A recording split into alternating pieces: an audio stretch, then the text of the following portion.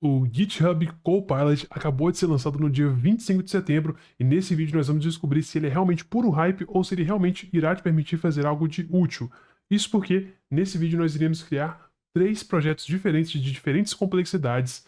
Um de baixa complexidade, que é uma calculadora simples, um de média complexidade, que é um Music Player, um de alta complexidade, que é um gerenciador de tarefas com cronômetro Pomodoro integrado, e além disso eu vou comparar como é a qualidade e o tempo de execução, além de vários outros parâmetros, do GitHub Copilot CLI com o GitHub Copilot usando apenas a interface gráfica do VS Code. E além de tudo isso que eu falei, nós iremos também comparar aqui os modelos disponíveis, o custo, qualidade de código, tempo para produzir código, experiência do usuário e os casos de uso para cada uma dessas ferramentas, para que você saia desse vídeo sabendo se vale a pena ou não usar essa ferramenta. E se por acaso você está começando no mundo de IA aqui, está caindo de paraquedas, não sabe fazer nada e não sabe nem como monetizar esse conhecimento, eu criei um curso gratuito de como usar IA mais Python para começar a ganhar seu primeiro real. O link para ele está aqui na descrição, é um curso 100% gratuito. Se inscreve lá, vai lá e assiste a aula que ela está pronta para você assistir, beleza? Então vamos começar aqui. Eu já estou com o meu terminal aberto aqui e eu já abri aqui, né, a pasta onde eu irei trabalhar, que nesse caso é uma pasta que eu criei especificamente para isso. Como que nós iremos fazer isso aqui? Eu tenho aqui uns prompts, tá? Eu tenho aqui os prompts de cada projeto. Vamos começar aqui com o projeto da calculadora, tá? A calculadora é de baixa complexidade porque literalmente é um dos aplicativos mais feitos aí no mundo, né? Criar a calculadora. Então eu vou te mostrar aqui o prompt, nós iremos rodar ele nas duas ferramentas e ver qual que funciona melhor. O primeiro prompt é o seguinte: crie uma calculadora simples que permita realizar adição, subtração e multiplicação usando Python e Custom Tkinter. A calculadora deve utilizar um padrão de cores semelhante ao usado na calculadora do iPhone. Para quem não conhece, esse é o padrão de cores da calculadora do iPhone. Primeiro, faça um planejamento de como isso deve ser implementado e me apresente para aprovação. Após a aprovação, crie uma lista de tarefas e execute cada uma delas em ordem. Não crie documentação excessiva, como arquivos Markdown ou de instalação, gere apenas um código necessário para criar o aplicativo. Crie também um arquivo requirements.txt com todas as dependências do projeto para que eu possa instalá-las em um ambiente virtual posteriormente. Então, estou basicamente dando o prompt aqui. Eu vou copiar esse prompt. Eu vou permitir que ele leia os arquivos aqui, né? Você tem que permitir. E agora, antes de começar, só quero falar de uma coisa aqui que é a seleção de modelos, tá? Que é bem importante. Se você apertar barra models, ou model na verdade, né? E dar um enter, ele te deixa aqui, né? Ele te deixa escolher qual modelo você quer usar. E o interessante é que o Claude Sonnet 4.5 também está disponível aqui dentro do VS Code. Então nós vamos ter uma comparação muito justa aqui, tá? Vou colar aqui, vou mandar ele fazer. Vou colar, vou deixar aqui o 4.5, vou colar o prompt e vou mandar ele fazer. Então ele está rodando aqui, ele está usando o modelo Thinking, que é o modelo pensante, ele leva mais tempo. Eu vou habilitar aqui o uso do 4.5 no VS Code, porque ele literalmente foi lançado hoje no momento da gravação. Então aqui você pode ver que ele já começou a gerar um resultado. Eu vou colocar aqui ao lado os dois, né, para que nós possamos ver a questão de tempo de execução também. Tanto no lado esquerdo quanto do direito, eles meio que conseguiram a aprovação, né? Eles permitiram aqui que eu dei a aprovação quase que ao mesmo tempo, né? Não teve muita diferença em tempo de execução. Só diminuir minha câmera aqui. Então o tempo de execução foi praticamente o mesmo. Se nós olharmos aqui, né? A resposta, inclusive, foi praticamente a mesma. Aqui ele tem uma lista de tarefas, tem 11 tarefas, aqui ele tem 10 tarefas, porém a ideia parece ser praticamente a mesma. Eu vou dizer que eu vou aprovar, colocar simplesmente aprovado nos dois, e vou dar um enter ao mesmo tempo, né, para que nós possamos ter um teste justo.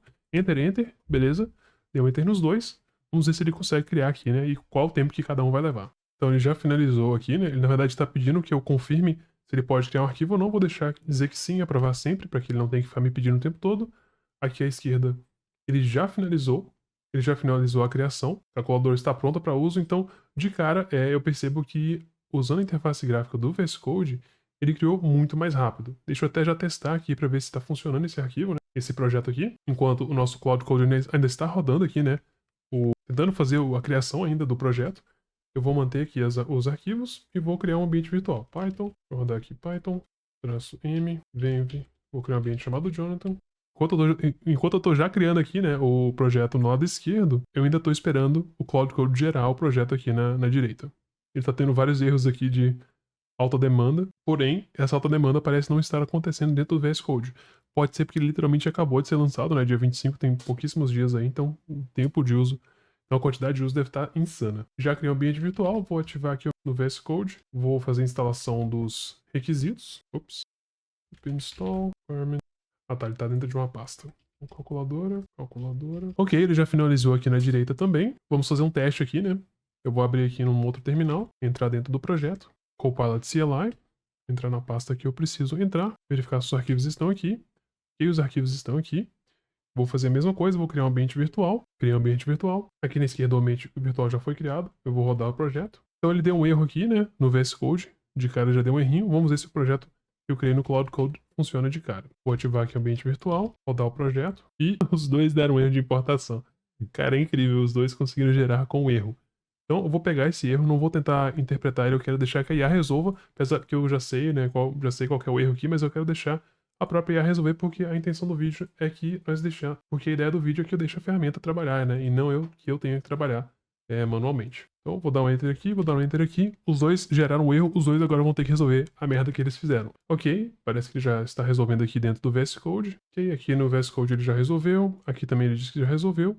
Vou instalar novamente aqui. Na verdade, pessoal, eu que confundi aqui, tá? Eu não tinha instalado as dependências dentro do Cloud Code. Foi erro meu aqui. Eu acabei de perceber que não foi erro da IA, foi erro humano mesmo dessa vez.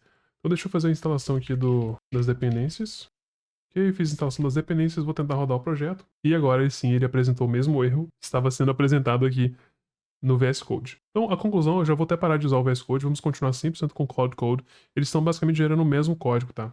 Mesmo código. Vou continuar aqui somente com o Cloud Code, colocar aqui o erro que ele gerou, pedir que o Cloud Code resolva esse erro. Ok, ele disse que já resolveu, vamos instalar aqui essa dependência que faltava. Beleza, vamos tentar rodar de novo. E, finalmente, nós temos aqui o nosso primeiro aplicativo rodando. E olha, cara, ficou bem parecido mesmo com a calculadora do iPhone. Se vocês olharem aqui, ó, tá bem parecido com essa calculadora aqui. Então, realmente, parece estar funcionando. 10 mais 10 é 20. 10 mais 5 igual a 15.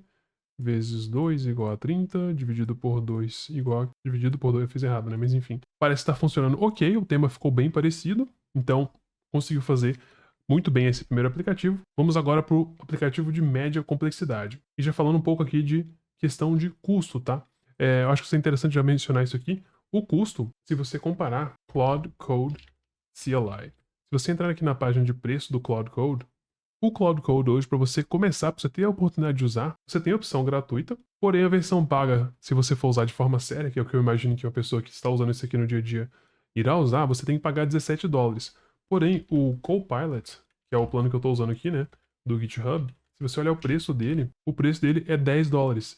E mesmo com esses $10, você já consegue fazer uso do modelo Cloud Code 4.5, que é literalmente o melhor modelo que existe para programar hoje. Você pode confirmar isso olhando os próprios benchmarks que foram lançados do Cloud Code 4.5, que foi lançado recentemente. Então, só por esse motivo aqui, né, de comparação de preço, pode ser pouca coisa, 7 para $10, mas como a gente está no BR, né, BR-URUE, a gente está pagando em BRL, né? Então, BRL, isso aqui faz uma diferença considerável. $17 é R$ 90 e $10 são R$ 53. Então, assim, quase o dobro, né? Quase o dobro pra gente aí. E é um valorzinho considerável quando você paga isso aqui todo mês, né? Então, para brasileiro, o custo sempre é um valor interessante. Modelos disponíveis, no momento nós só temos 4 modelos disponíveis, né?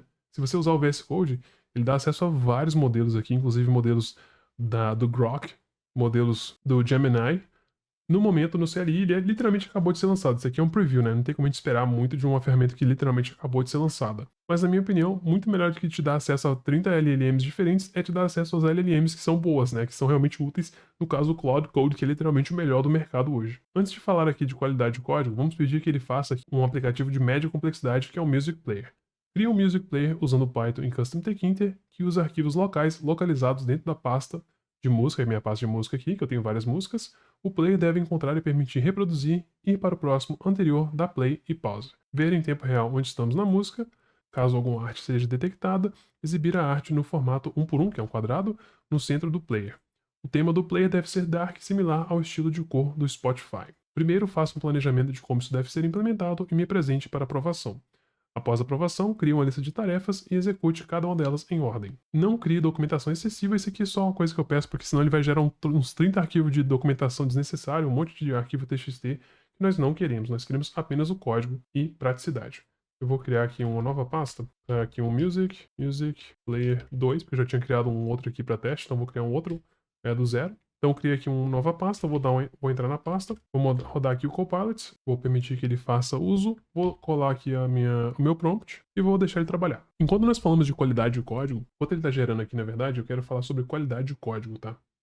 Qualidade de código é uma coisa que não dá para você colocar, assim, o peso disso nas costas do modelo LLM que você seleciona, porque é muito possível que você consiga fazer um código muito bom com um modelo barato se você souber fazer um prompt, tá? Inclusive por isso que eu criei um curso gratuito de como usar IA mais Python para que você consiga não só monetizar, mas consiga entender quais são os modelos certos, quais são as formas de você criar o prompt de uma forma que você consiga gerar um código de qualidade. Então a qualidade, né, do código, claro que ele vai ser muito afetado pelo modelo que você usa, como, por exemplo, aqui, né, o Sonnet 4.5, porém a forma como você cria esse prompt é extremamente necessária, tá? Se você faz de forma ruim, ele vai gerar um código ruim, mesmo que você use o modelo Plus Ultra aí, não faz diferença, certo?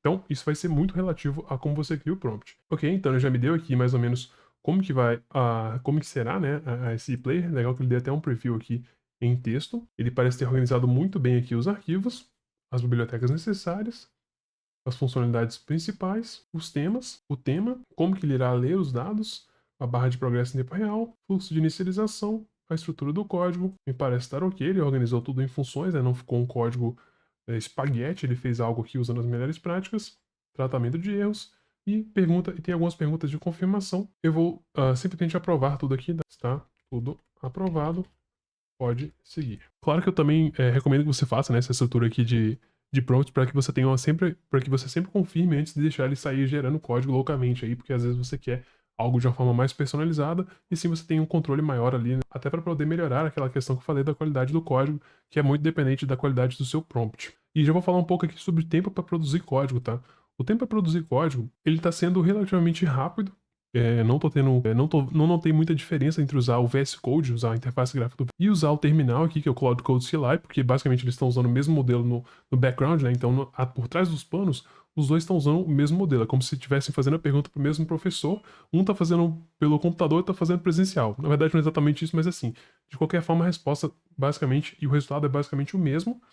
A grande diferença vai estar aqui no caso de uso, né? Que eu já vou falar um pouco mais sobre esses casos de uso. Vamos só ver aqui primeiro qual o resultado desse aplicativo de Music Player que nós pedimos para ele. Ele pediu para aprovar a criação do arquivo de requirements, que são os requisitos, né? Aprovar aqui a criação do arquivo principal, vou dizer que sim e permitir que ele continue criando sem ter que me fazer pergunta toda hora. Ele simplesmente aprova automaticamente. Eu acho interessante ter sempre uma lista de tarefas, porque além de guiar a LLM, você guia você mesmo, né? Você, como humano, consegue ler isso aqui e entender se está tudo certo, né? Se faz sentido e se ele errar em algum momento, você consegue voltar aqui e ver o que falta a ser feito. Olha que engraçado, ele começou a criar um monte de arquivo de documentação, aí ele mesmo lembrou, não, pera, ele pediu para não fazer documentação excessiva, deixou eu tirar esse arquivo e criar um arquivo minimalista.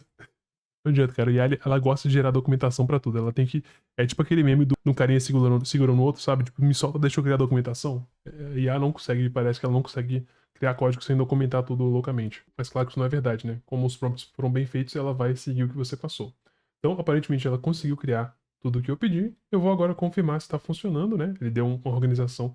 A organização do texto lendo aqui pelo terminal tá muito boa, tá? Você consegue claramente entender o que está acontecendo sem ter que ir para um outro tipo de interface gráfica só pelo terminal. Tá muito bom. Vamos rodar agora esse player aqui, né? Deixa eu rodar. Deixa eu rodar agora esse player de música. Vamos ver quais arquivos ele criou. Então ele criou aqui uns arquivos. Criou um arquivo de teste, eu não tinha pedido arquivo de teste, mas tudo bem. É sempre bom, na verdade, você ter uns arquivos de teste, né? Então deixa eu criar aqui o meu ambiente virtual. Vou instalar aqui os requisitos. E agora deixa eu rodar o arquivo main. Hello from the Pygame. Então ele parece ter usado Pygame. Pygame. Deixa eu ver. Uau! Caramba, que massa. Olha, tem até um. Eu não pedi, ele criou aqui, mas ele criou até uma lista de músicas que estão disponíveis. Deixa eu dar um play aqui pra ver se tá funcionando. Olha, tem controle de volume aqui, ó. Ó, controle de volume parece que tá funcionando corretamente. Vou abaixar aqui. Vamos pra próxima música. Tá funcionando? Tá funcionando também. Tem o botão de shuffle, né? Que é aleatório. Deixa eu ver. Olha, realmente funcionou. Até a música aleatória. Tem como repetir. Então ele fez até mais do que eu pedi, né? Vamos ver se eu consigo passar a música. A funcionalidade de passar aqui na música não parece estar funcionando corretamente. Porém, ele conseguiu criar um music player. Seria questão de fazer debug aqui para ver se ele consegue corrigir. Porém, de fato, ele conseguiu fazer. Então, isso aí já é um ponto positivo. E até quero falar um pouco aqui sobre a experiência de usuário. Para mim, não sei para você que está assistindo aí do outro lado, mas para mim está sendo bem agradável fazer uso do Cloud Code CLI, porque ele, como você pode ver, não é uma coisa complexa de se entender, né? Se você olha aqui, vou até dar um zoom para ficar melhor. Você olhando aqui tá muito claro, tá? O que tá acontecendo, porque ele tem essas cores, ele colore de forma diferente, né? Ele usa cores diferentes no terminal, então não fica só um monte de bloco de texto gigante branco. Então tá muito amigável isso aqui. Para vocês terem uma ideia, eu não tinha usado ferramentas de CLI, né? Que são ferramentas que você roda 100% no terminal até o momento. Então eu quero até falar daqui a pouco sobre os casos de uso. Vamos só criar aqui o nosso aplicativo de alta complexidade para ver como que ele lida com um aplicativo realmente assim, de que tem várias etapas, né? Então, como que é esse aplicativo de alta complexidade?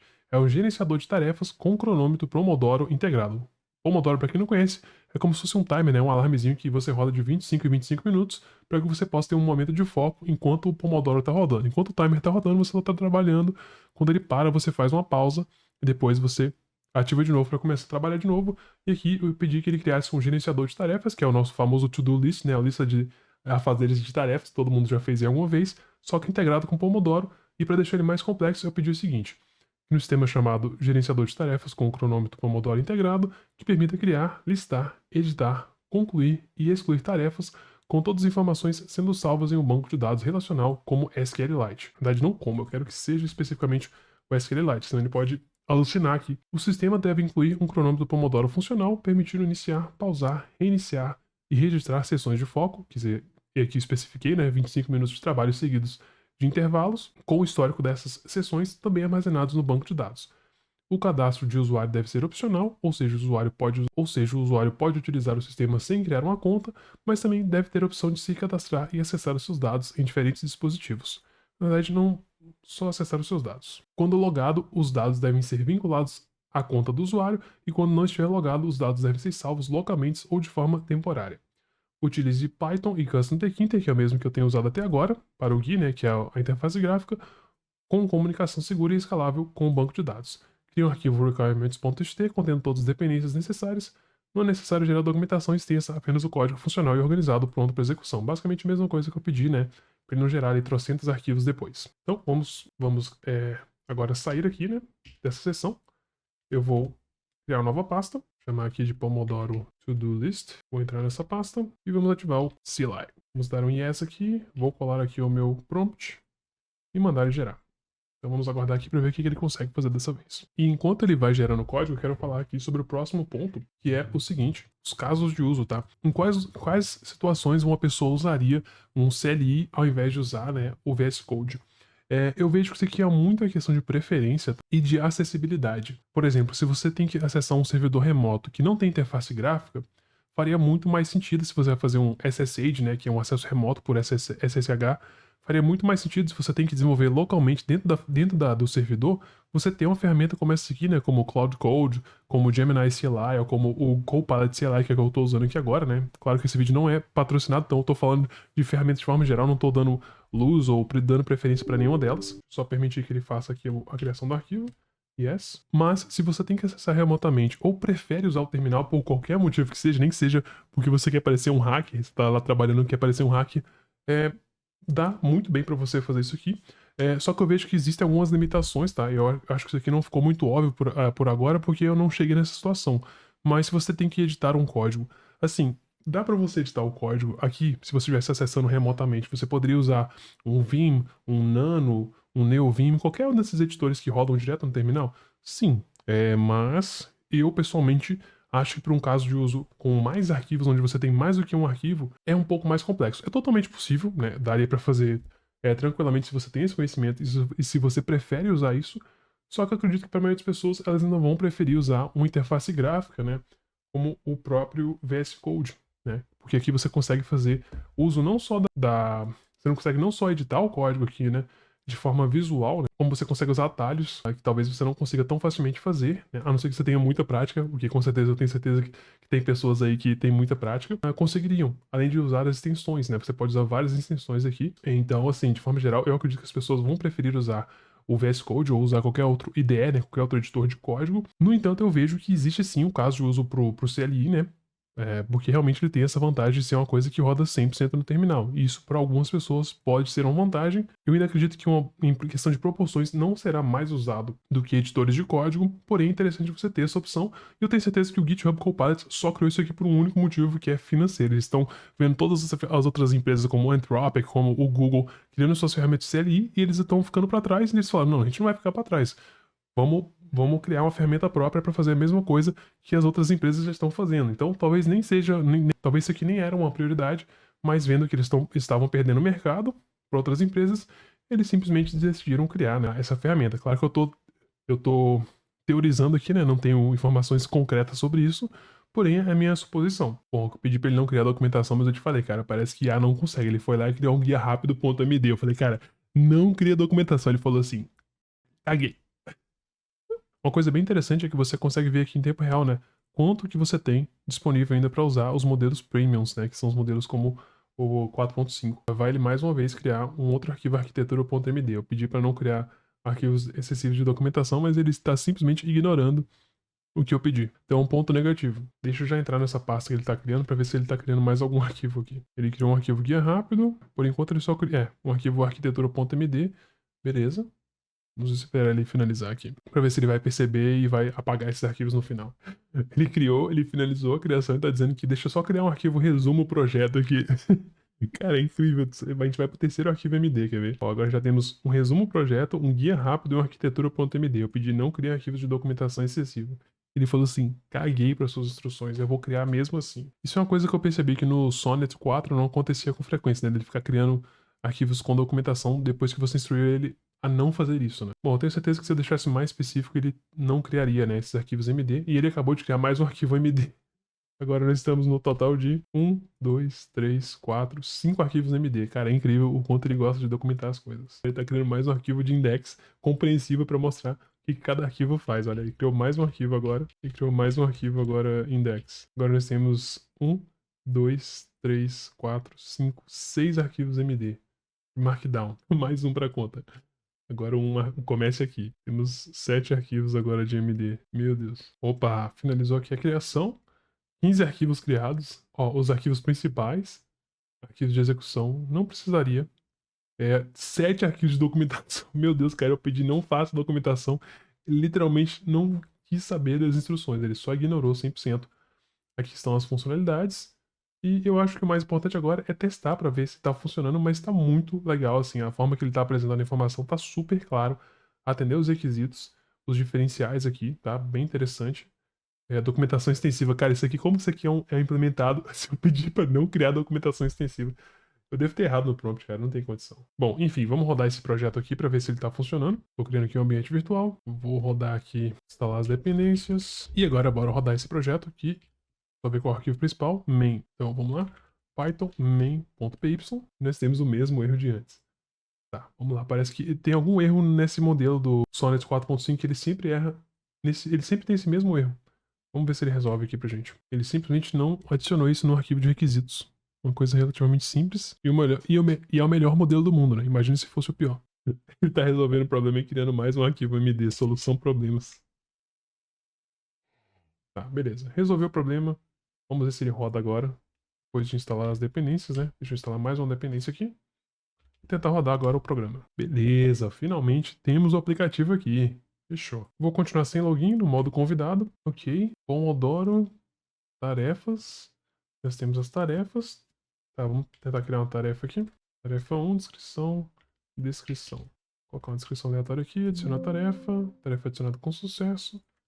Tarefa 2, uma descrição, beleza. Deixa eu ver agora como que eu faço para atrelar uma tarefa. Mostrar tarefas concluídas. Tá meio, não tá muito intuitivo essa interface gráfica. Não seria muito fácil entender que eu quero atrelar um timer Pomodoro. Deixa eu ver o que acontece quando eu clico em iniciar. Ele inicia o timer, tarefa... não sei se ficou muito claro o que eu não sei como que eu faço para... Bom, tem que clicar e apertar em concluir. Tá, concluir, Pomodoro continua. Sim. Não gostei muito não. Não gostei muito desse Pomodoro não. Teria que refazer isso aqui. Bom, de qualquer forma eu consegui chegar nas conclusões que eu queria, que é testar isso aqui. E meus pensamentos finais são os seguintes. Isso aqui vai ser uma ferramenta útil para você, né? Desde que você tenha intenção de fazer uso dela para os casos de uso onde eu mencionei, né? Onde você realmente não tem outra opção, ou se você realmente é um aficionado, né? Se você realmente gosta muito de usar ferramentas no terminal, isso pode ser uma opção interessante. No entanto, eu pessoalmente vou continuar usando o VS Code ou outros editores de código com acesso a LLMs avançados, porque simplesmente eu acho mais intuitivo e eu consigo trabalhar em vários arquivos, ver vários arquivos de forma mais intuitiva, mais rápida. Eu acredito pessoalmente que eu consigo ser mais produtivo assim, mas essa é a minha opinião. Eu quero saber a sua opinião, em qual você acredita que seria mais produtivo, no CLI ou dentro de um editor de código. Deixa aqui nos comentários e não se esqueça, pessoal, se você gostou desse vídeo, se inscreva e eu vejo você no próximo. E lembre-se, pessoal, vamos automatizar tudo.